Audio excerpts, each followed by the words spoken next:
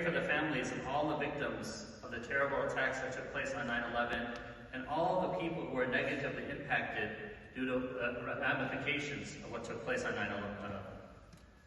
I want to talk to you a little bit about my own personal story, and hopefully through this story you'll get an understanding of the issues of hurt, healing, and hope. I tell all of my high school students who were not even born when 9/11 happened that 9/11 was a time and a moment, an event that took place where everybody remembers where they were, when it happened, what they were doing. I myself was in high school during that time. And what stood out to me, reflecting about 20 years later, is that that was one of the first times in my life I had to ask myself some very serious questions. People were asking me, and I was asking myself, can I be a practicing Muslim and a patriotic American? And there were people that were trying to make a distinction between those two things. Some people were saying that I had to pick a side. And this was a confusing time for many people in the Muslim community, and I was one of those. So that's the issue of hurt. But God blessed me with great mentors, friends, colleagues, teachers who were within the Muslim faith and also outside of the Muslim faith that made me realize that there was no contradiction between being a practicing Muslim and a patriotic American.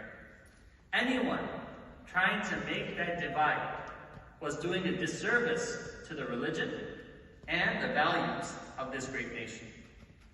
So that was part of the healing process, of finding people to have these blunt conversations with. And then the hope.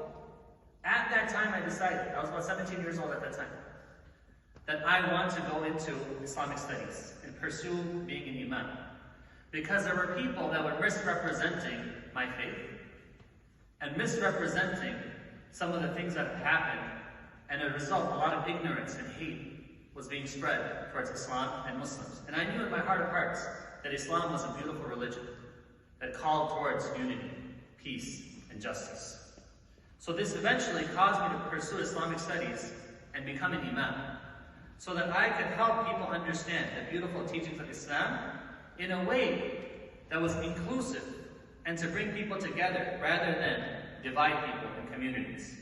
I have worked towards this initiative for the past 20 years, and we've made great progress, but we still have a lot of work to do. Some people have made it their goal and their objective to divide. And we have an individual and collective responsibility to stand against these types of attitudes and divisiveness. All of us play a role. All of us can play that role of a mentor, a colleague, a coworker, and friend that can be there when people are going through confusion. Because if we don't step up, there are other people trying to lead people down a very destructive and negative path. We're blessed to have NILA be in our community, because NILA has been an excellent partner and provided a platform for mobilizing people towards collective goals and objectives. Yes, we may disagree on certain issues, but what unites us is greater than what divides us. I pray to God that He continues to make all of us and NILA sources of goodness, light, and guidance for the community and the world.